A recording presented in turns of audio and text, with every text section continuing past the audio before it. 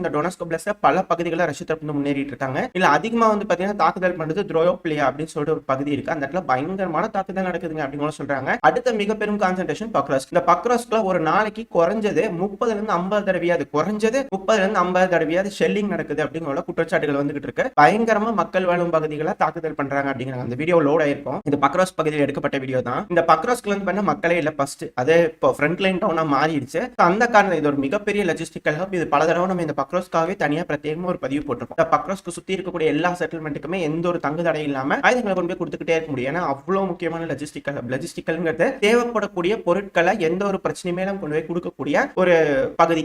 இந்த பகுதியில இப்போ பயங்கரமா ஷெல்லிங் பண்ணிட்டு இருக்காங்க.